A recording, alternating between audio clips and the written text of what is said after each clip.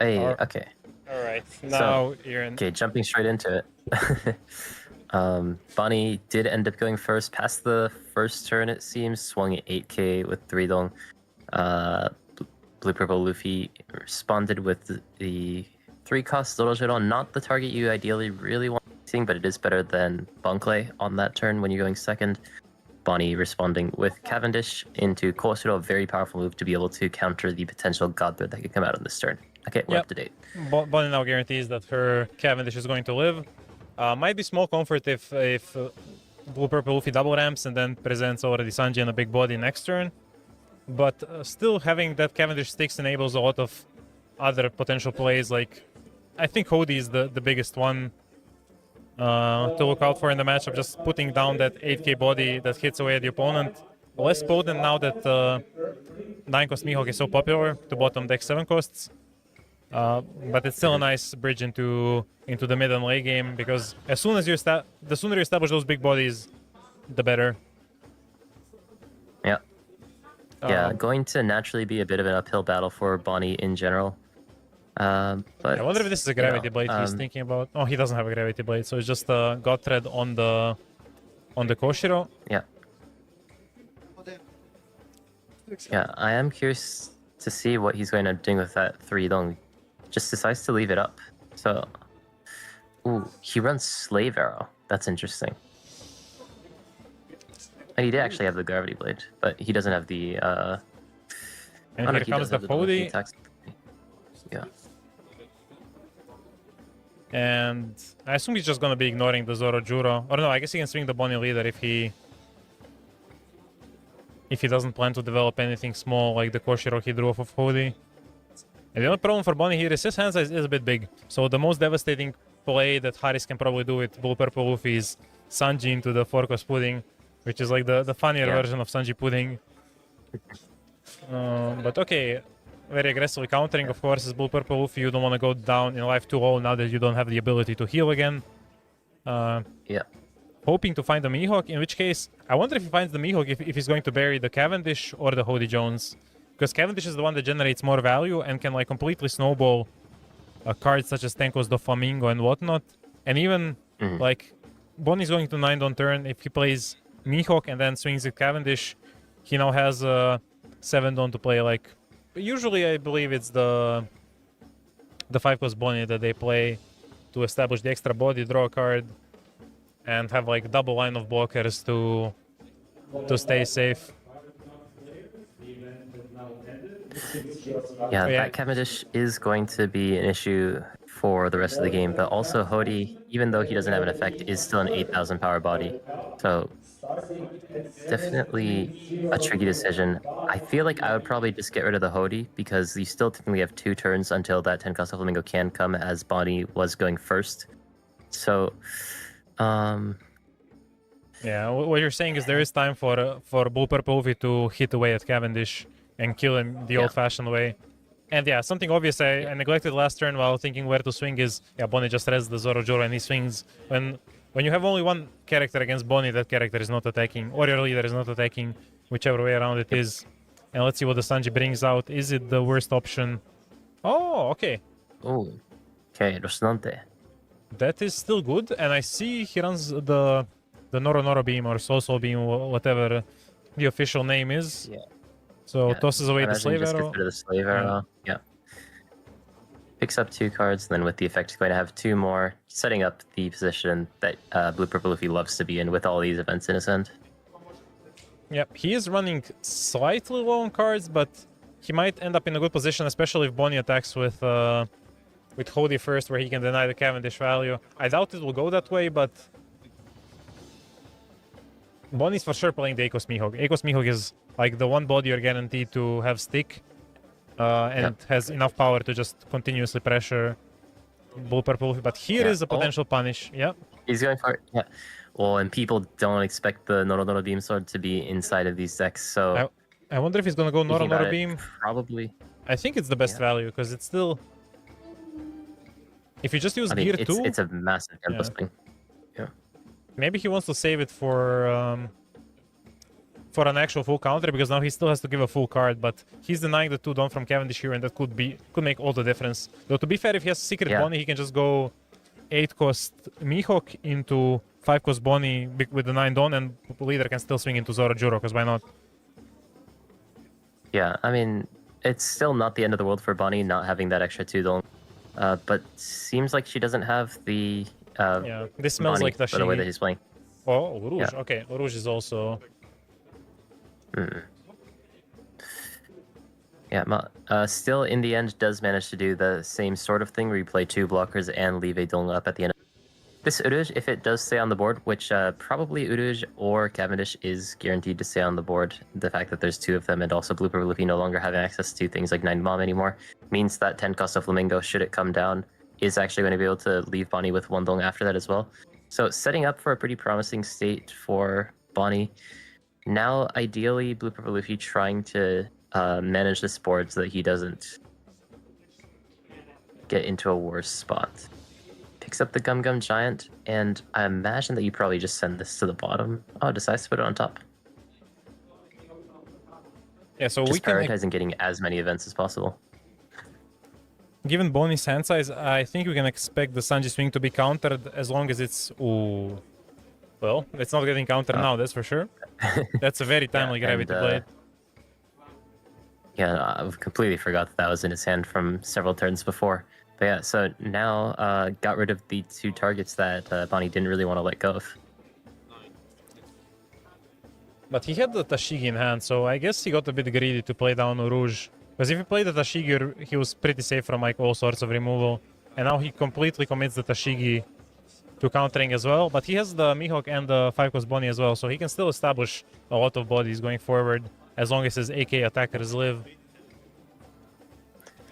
Yeah, if we look at it that way, definitely getting punished for that play. A bit greedy, Bonney trying to go for that Uruj there instead of playing the Tashigi. Hitting 8k into the Mihawk, just trying to whittle away at his hand. Interesting. I'm not sure I agree with that. Like, if you go face... he's, I guess, afraid of the Eiko's Kid. But instead of taking life, he just took a card. And, like, a very cheap card for Bonney to give. Because... yeah, I'm not sure. I think it's easier to pressure the Bonney to actually be in a position to maybe die if you attack her life. And eventually Bonney has to start leaving those blockers active instead of pressuring them with pressuring her with the blockers. Like this... Bonney has like a lot freer hands, and I'm curious what trigger he can even have here. Like the one that minuses Dawn? Yeah, oh my god, Judgment of Hell. Ooh.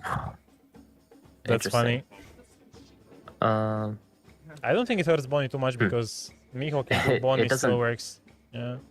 Yeah, it doesn't do too much in the grand scheme of things, but Blue Purple Luffy triggering out a bunch of really I guess not triggered the first time, but using a bunch of weird tactics to mess up Bonney's plan, whether it's the No Beam Sword from the turn before or the Judgment of Hell on this turn. Yeah, I think we're seeing a very toolboxy Blue Purple Luffy build. I'm wondering how many of these cards are one-offs. I assume the Noro is a one-off. I assume Gravity Blade is a one-off. It's possible that Judgment of Hell is also one-off. Yeah, even the Slave Arrow probably too. Oh, right. And then he just has all those options that he can maybe find in various matchups and adapt. Yeah. And I wonder if it's just gonna be... wait, what is it gonna be? I thought I saw he also has a Cavendish in hand, in which case I would have figured it would be Mihawk into Cavendish and then Bonney can swing 6. But I guess he's just gonna go Mihawk into like Koshiro or something smaller. Yeah. Well, going to start with an AK swing with the Mihawk. And wait, this went to leader. Gear 2. I expected it to go into the... the Roshnante? Wait, he tossed away the 10 cost when he has Cavendish. I am slightly confused. Because if you have Cavendish, you guarantee the Dawn after 10 cost, no? Yeah. Maybe if you assume that the... yeah. It's a bit of an awkward situation, isn't it? If you can manage to put down that 10 cost of Flamingo, you basically deny Blue Purple Luffy from several attacks that would be able to pressure the leader. I think also we're starting to see some of the repercussions of Blue Purple Luffy going for 8k at the Mihawk the turn before. If that was at leader, then Bonney would be in a much more dangerous position to have to speed up the game state or deal with the board. Or but potentially... because Blue Purple Luffy... Yeah, sorry?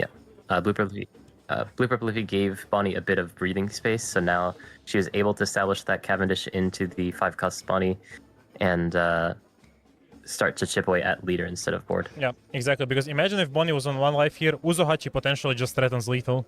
Like, Uzohachi swing 9 in face, and you have to counter. And then there's still, like, leader and Zorojuro who can attack for, what is it, 7-9 or 8-8? Or no, sorry, 8-9 even.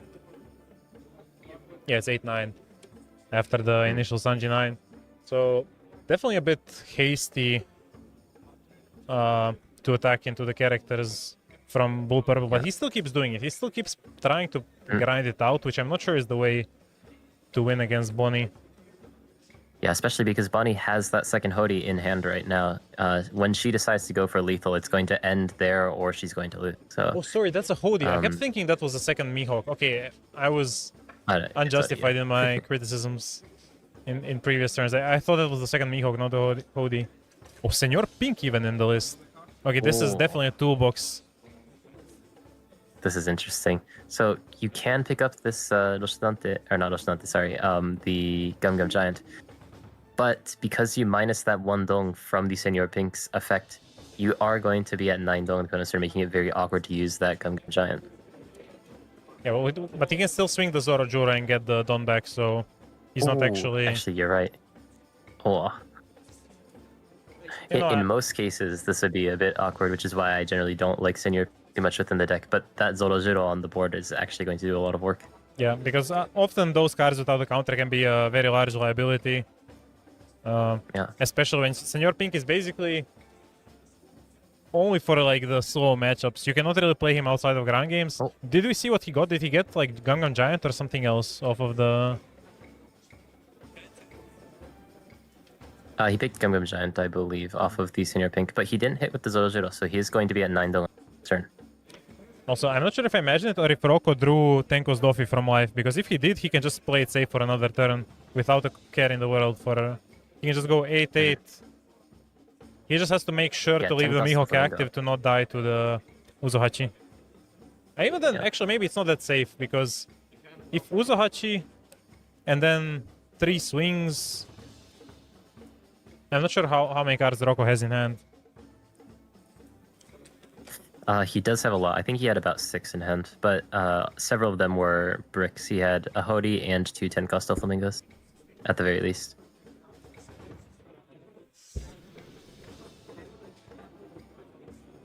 Thinking about what to do with this. But he didn't deck with Zorojuro for the active Dawn. That is also interesting. He just left the Dawn minus. Yeah. Exactly. That's what I was talking about, is that he didn't even just swing to get the 1 active Dong to have more counters, but also by not attacking with the Zorojuro there, it makes Gungam Giant a lot more awkward to use as well. Oh, they just grabbed any item on the table to indicate the frozen characters. It's nice that there's this etiquette, though, because in Japan, you don't put any markers on the field. It's just you better remember or you're going to... Interesting. Yeah, I think here people mostly mark the effects they have. Yeah, also, I'm thinking maybe this Bonney could have attacked. I wonder if you really are in a rush to. Like, I think you probably aren't punished for attacking there, but also with the amount of attacks on board. I mean, I think the only threat is because the only threat is like Red Rock on Mihawk, and then you have what? 4 down left to work, so it's 7-7. And I don't think you can die to 7-7. Like, I assume there's at least 1 2K in Bonnie's hand that we saw added earlier. So if this Bonney attack, she just taxes an extra card. But I guess the benefit of this is you get to free block with Mihawk with no fear of Mihawk dying. But that could have been an extra card from Haris's hand. Yeah, you're right. And Usachi in Blue Purple Luffy's hand, but that isn't going to be enough to close out the game on this exact turn. And I believe that Bonney has another 10 cost. she decides to try to keep this game Oh. going on even longer. If there's another tank cost, I think this will be curtains for up Luffy. Yeah. Interesting. Not sure what that was. I think he wanted to attack, then remembered his Nami is going to get rested if he does. And then he... I wonder. I mean, it seemed like he very quickly passed his turn, so I don't know exactly what kind of aura the 3-cost Zorojiro has, but has 3 dong on it now. Likely not going to end up using 10 dong anyway, so it doesn't actually make a huge difference, but Bonney going for lethal now is going to rest the Nami to get rid of that blocker. The rested dong doesn't make a huge difference when you have 6 dong active. I think I'm not a fan of this sequencing. It should be enough, but like now this is playing a little bit into the slow soul beam as well, and we know that. Yeah, we know that he runs it. Yeah. It's going to be a question of how many though. Doesn't have it in his hand currently, but Bonney doesn't know that. Still has to be a little bit careful with how he approaches this. Well, there's another spicy So 2K. well. I don't even know her name, but the Don Quixote family. Did we see any sugars in his hand at any point? Because I'm not sure if he runs the searcher. Yeah. But yeah, Jora is actually... I'm trying to remember what the card does, because I remember considering it at some point just as a general 2K. Wait, this still needs a 1... Yeah, okay. And that's game. Rocco takes it with Bonney, showcasing how... Honestly, in stark contrast to before the ban list, now this is actually a matchup you have to play. It's not like an easy stomp for up Luffy. Bonney has very much a chance with a new Mihawk and like big bodies in general. It just... Yeah. I think most people would agree it's like slightly Bonney favored at this point. Oh, interesting. Yeah, it's before the bans, this was like devastatingly blue purple Luffy favorite. Yeah. So Before the bans, like the Katakuri and the Nanko Slimline completely blew out the matchup. Oh, there's a Pedro in. I'm not sure if Rocco should be showing that on stream, like hide the tech. Everybody's gonna see it now. Show that. Yeah, that's okay. We won't talk about it. No one will know. Yeah. But that's a very interesting card. I was actually looking at that earlier today. It's a very unique card and kind of annoying to deal with in some of these lower to the ground metas with things like Rayleigh and Zoro. Yeah.